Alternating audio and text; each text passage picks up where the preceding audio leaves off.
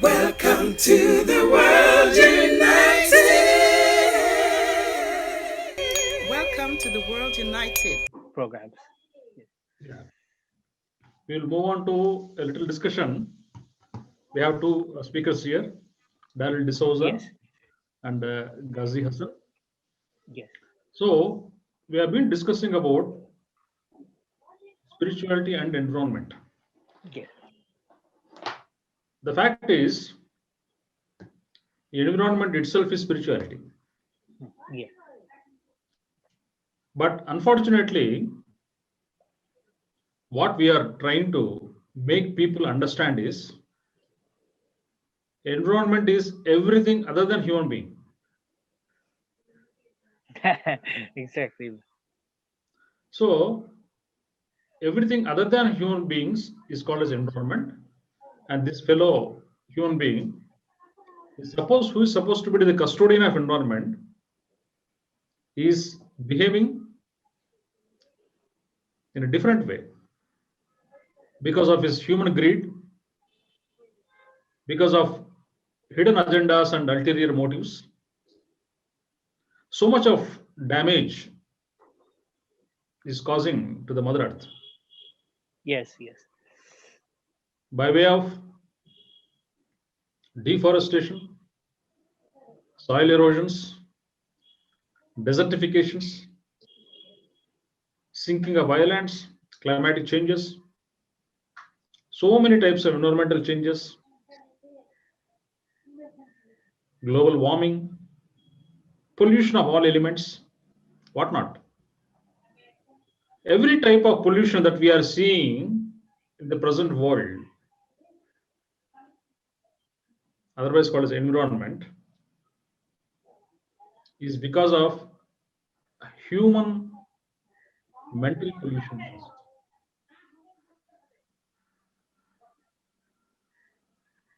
The human mind has been much polluted, so much so that the whole environment has become extremely polluted. So now, Daryl, I have a question for you. We have defined what is environment, the way people are understanding, and what Yes. exactly environment is. The environmental pollution is only because of human beings, not by any mineral kingdom or plant kingdom or any animal kingdom. That's All right. the aliens, Yes. bison, Exactly. Surians, terrestrials, mammals, everything has a natural, homeostatic, harmonious way of living, except human being. So when the problem is with the human greed, when the problem is in the mental pollution of the humans, all the environmental activities whatsoever that we can do is basically inner transformation of mankind rather than doing something outside in the name of environment. How do we actually see these things and what are your insights? Yes. Thank you, Dr. Ugandar. I completely agree with you that a pollution of the human mind has happened first. And I would like to share a little bit of history in a conceptual, but we all know that this has actually happened on this planet. And I go back to that point where I was speaking earlier of where natural communities and some smart people who talked about modern innovation and science, they started departing and creating a different reality on this planet. So one was the indigenous natural living people in the forest, and one was what started coming out as societies with certain groups of people who said wanted to express their creativity in a different way. And Exactly. so their ideas, and they mostly, when people get together, you see, they start making a club and they make business out of that club. So I see that businessmen started to separate from nature and say, okay, let's have a club, let's have it in a room, let's represent all that's outside inside, in this room, make a model of our future and create it. So right from that time I have seen that, and we've all experienced, that these these businessmen and the version of what they want to do. Of course, it's good to create a business, but if you can do it with good ethics, with the final goal that we are doing here business to benefit all the people of the earth without the damage. Now that's the higher step of evolution, which some people did not want to take, or let's call it their experiment. Okay. So they just wanted to create a business, give products and services to people without looking at what if there is any negative damage happening to the environment. And so they created what you call modern medicine, which we have seen in the last, it's getting more and more common nowadays. For example, allopathic pills that people keep on popping for high BP, cholesterol, diabetes. Now you can get rid of all of these illnesses just by integrated natural therapies. And the reality is being experienced. Yes, with natural medicine, all these things can be cured, and those chemical-based medicines are not required for so many illnesses. So we have a history where businessmen created certain products to facilitate their business. And on top of that, they made educational institutions. And in their schools, they kept on teaching humanity and people all across the globe this different reality. So I think that's the point of contamination of the human mind, where we know that human beings in general, they do have some little bit lethargy and laziness. They would like some other people to do work for them, that is take care of their health, help them to generate money, try to create business for them. So people got together and started doing these new creative things, but they started following certain actions for business without care of the environment. And they made their textbooks, the institutions, the schools, and all of modern civilization has got that education. And the textbooks do not teach what I just spoke about. That should be taught in, I think, in the junior school of your actual dharma. So that's what I think has played out through this system. Uh, People's minds have got polluted with this kind of education that has not cared for the environment. And nevertheless, we progress further to a point where we have uh, done our experiments and seen such a world that's getting polluted and destroyed in so many ways for the environment that also affects our health. Human beings are the only species who make food. There's no other species on this planet who makes food, and we make them in packaged containers. We put such chemicals in them that causes cancer in the long term. All of these food formats, they cause depletion of minerals on the earth, sand from the sea, they pollute the environment, the cutting of trees. So these simple deviations. So people are learning these lessons now from the mainly from the people who were most adversely affected by this. So I went through a lot of years of sickness, and only when getting back to natural food and herbal medicine, that's when I healed. When we talk and explain to people, they start learning a new lesson. They experiment with it, and they understand deeper truth. So for me, this has been kind of a journey. I think entire humanity is going through this journey, and that's why we have all the unlearning conferences, where you're unlearning all of these things that are damaging to society, people, and the environment, the planet, and you're learning new holistic ways.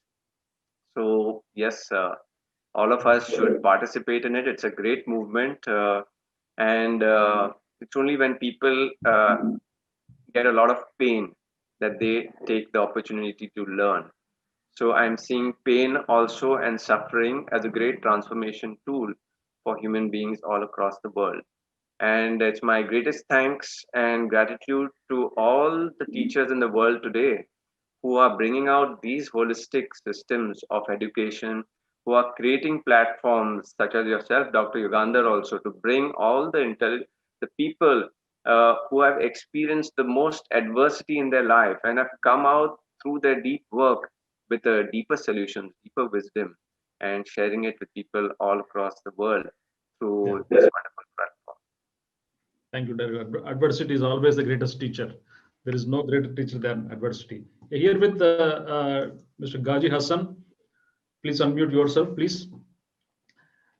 Daryl D'Souza came with a wonderful point. Please unmute. So, business. The same situation also here, sir, Just a moment, like please, this. Just a moment. Business and power mongering, wealth accumulation, and monitoring everything and everyone from the point of controlling human minds, directing and diverting the human thinking in the desired tracks of outcome seems to be a major detrimental factor not only to the environment but in all arts and sciences. So how do you see, because environment is most important, unless elements are in harmony, human beings cannot live.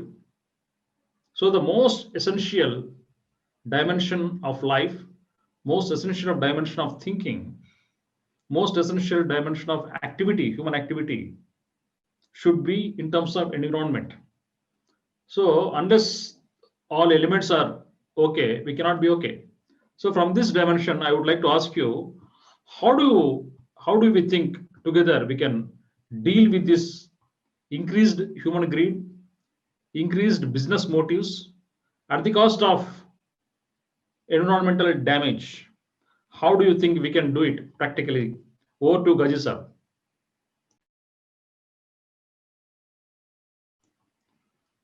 Unmute, please. Even we have a some hilly area. It's next to the Indian Seven Sisters countries. They're actually the modern development of the agriculture. It's destroy the whole things, because they're the things Daryl told that the way the indigenous people doing they're the shifting cultivation and the zoom, we call it the zoom cultivation, that was very good. And the season by season they cultivate that things. It was never create any kind of the problem with the environment. It was a very peaceful, yes. But the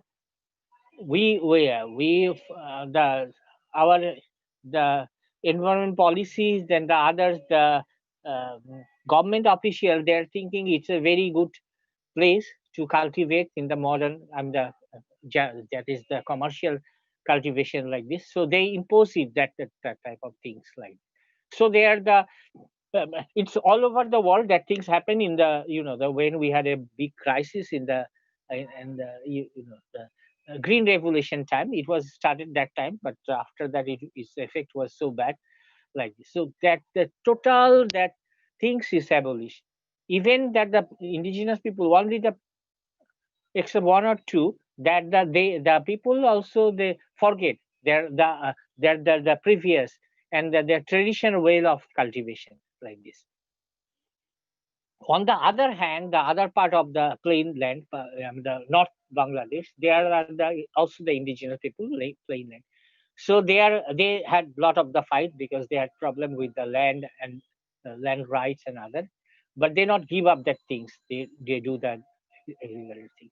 Now that the big things, because we are because a lot of people are talking about that organic way of agriculture and other. So a lot of the seed of the indigenous varieties that things is almost gone like this.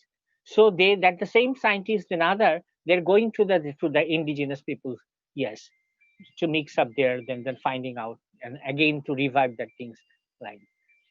So it's always I'm not talking about the traditional everything was good or yeah bad like this, but the traditional still at the 80% things is the very good. Yes, even the in the indigenous medicine also, because the malaria then other thing they not go for the very high dose medicine like that. They're finding out the food for the flora fauna. They're finding out a lot of the way like this. I mean that people also know. I mean that it's not totally abolished, but people know that which are the things which can cure that things. But it's that it's it's a matter of the empowerment, because that people those who are doing that things they're not that much empowered, and they are not put in the any kind of the dirty politics and the spectrum. They cannot. They are outsider like this. For that thing is.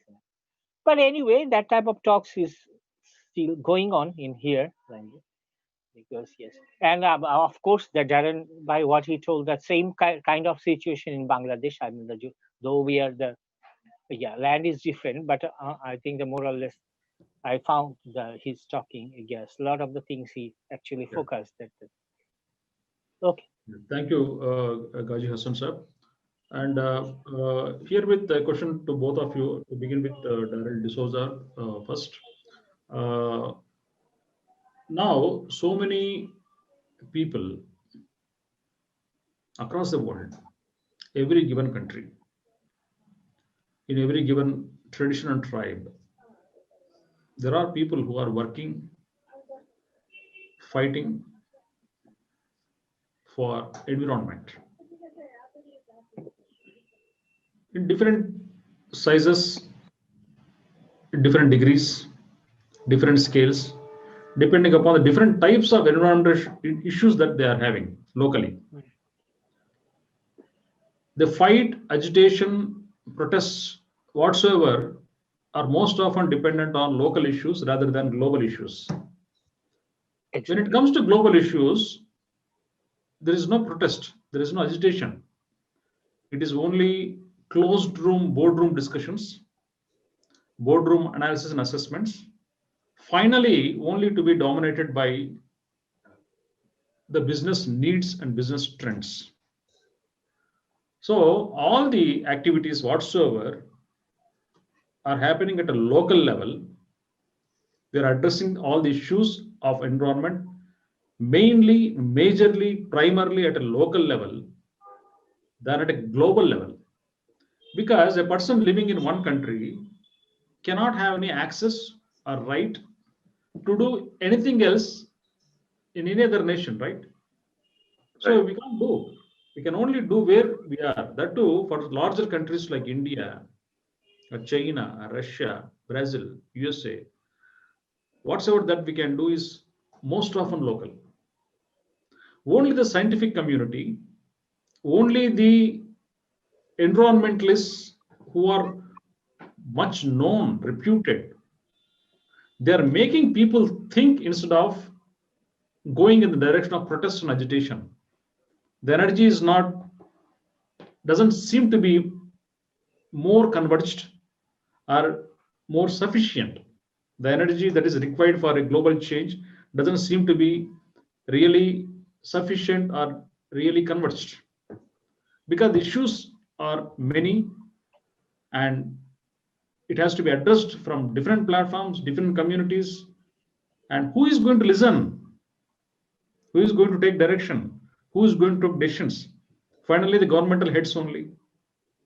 UNO or WHO or FAO or whatever wings of UNO are only listeners. Unless the energy in the public 7.5 billion population is awakened at a global scale, no real change, no real outcome on a wholesome basis appears to happen. So in this scenario, we all are trained, we all believe, think globally and act locally. But how to act globally as well? We're acting locally, yes. But how to act globally? Because the pockets of so many people, though the networking is there at a national level, at a global level, but still it doesn't seem to be sufficient. How to actually address in a practical way, how we can do it? Any insights from you, both of you, Daryl D'Souza and Gazi Hassan? Based upon your insights, we can draw some conclusions, we can draw some inferences. Yes, sir. Sometimes some things. Let Daryl D'Souza, the first speaker, step up, please. Okay, please. Yes, Doctor. Yes, I see this, trend there in the world, and one thing is that, for example, at the at a bigger level, there are corporates and businesses and capitalists that have a certain science that they want to operate and maintain for their own business interests. So, and here, what we are sharing at more local levels. For example, in Goa, um, what we presented and what we're trying to implement over here, okay, is, for example, if we are talking about water purification systems or water saving water, so we have presented rainwater harvesting systems, sewage treatment systems with a natural bioenzymes and all of that, so it goes into the ground and waters all the plants. It does not reach the groundwater aquifer, or does not contaminate the well water system. Now, this kind of a problem, and this solution exists in so many states, in so many countries across the world. Uh, and similarly, like this, also, if we talk of natural homes or holistic education or natural farming principles, and creating products from your, assets that are there in your state in a eco-friendly way. So that's promoting local businesses, increasing the amount of local jobs, and making the local community also wealthy. So, like you rightly said, action happens by people, and this is what I've seen. Action happens by people on the ground in their state, and many times the lessons that they are, the sciences that they are implementing, they may have seen at a global level by an international speaker, or of course the best practices in the world in, for example, natural house building or natural farming or permaculture systems. So I think the solution to the problem is that this will always remain that at the top level, people with money and power, they look to maintain the old system that is commercially profitable to them. And what we're seeing in the world now is people at a local level are understanding that because of those systems, how their soils are getting damaged, how they're having unhealthy lives, packaged food products is taking over the world, which is causing a lot of sickness. So people are acting at it locally. So they are making, many times the innovation comes from global leaders or global pioneers in the industry. They take those principles and they apply it locally.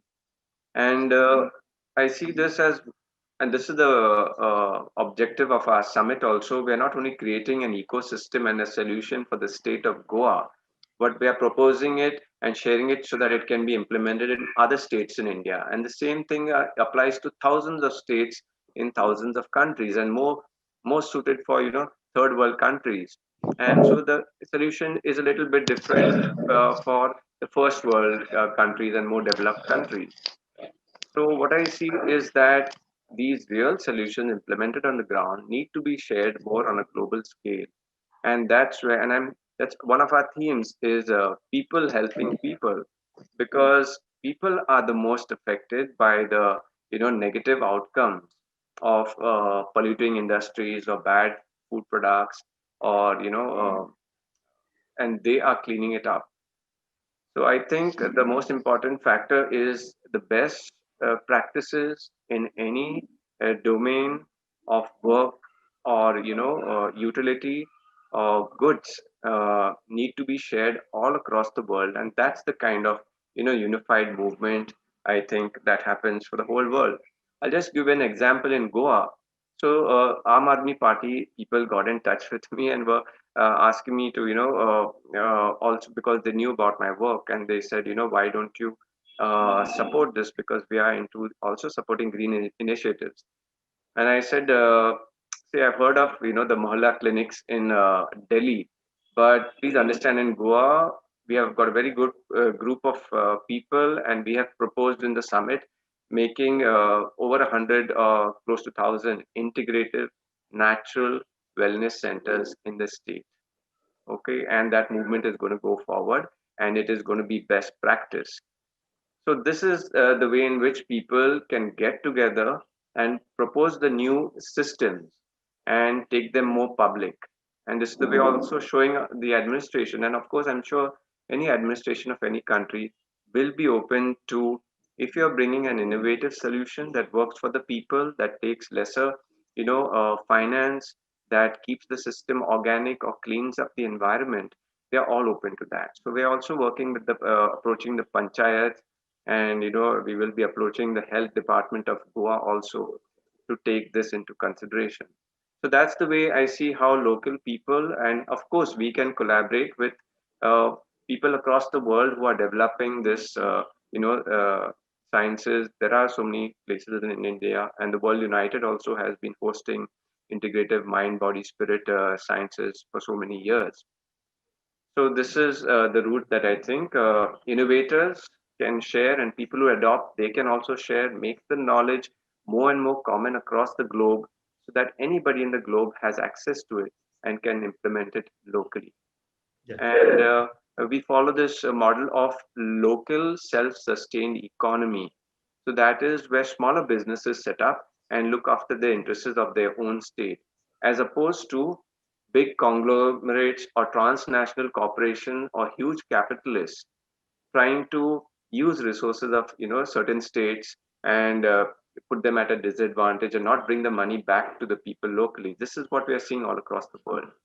So I think it can be done, and it's already happening in a good way through people taking science, innovation, their efforts forward, and publicizing it like an open source, so anybody across the world can take and utilize it. So I look at this as a mechanism of global transformation to creating a better, eco-friendly, green, sustainable, symbiotic future for people across this planet. Yeah. Thank you. Thank you, D'Souza, for wonderful insights. Yes. Uh, Gaji Hassan, please unmute. And same question to you. We are all conditioned to the idea of think globally, act locally, but we are not thinking in the reverse direction. We have to think Yes. locally and act globally as well. Both directions are equally important. Yes, So yes, yes. not only a top-down approach, but down-to-top approach is also equally important. Down to top approach, exactly. Approaches need to get Exactly. synergy. But the things is like that, a lot of the things actually that when the international groups is focus on that things, because we have a big, huge massy area in Bangladesh. It's called we call it the Haur. There, the biodiversity is totally gone because there is some kind of the trees which is totally abolished. I don't know. Maybe there's some natural climate conditions and like this. So when the IUCN and other they started in a small circle that things, because that area is also mm, the area we call the Ramja Convention site of Bangladesh. It's a huge area, water body. So after that, there's some local initiative. Yeah, they took place like this. They somehow managed that type of the hijol trees and the other trees like this, and it was now it's in a good shape. I'm not telling that it's recovered the all like this, and all the international groups introduced them there. Some the floating garden, which is new there. I mean, before that there was no floating garden. Because water was not that huge then. So that is also coming from the outside, but they locally implement and very. I mean, it's a very good, very environment and, tools that organic way they cultivate it. That's so it's both way. Even the regarding education, because the all the it's become the like the sea or the oceans like this in the 6 months of that is go under tree that trees can go under the water then inside in, and a lot of the people actually connectivity gone the one house to other house you cannot go like this. So at that time the Bangladesh has one NGO named the BRAC. It's the world's largest NGOs in the non-formal educations like this. There they put a lot of the environmental things and like this. It's not follow all the national board of education materials. They have different type of also uh, curriculum. So they introduced there some floating school like this. The boat, a lot of the boat is goes different.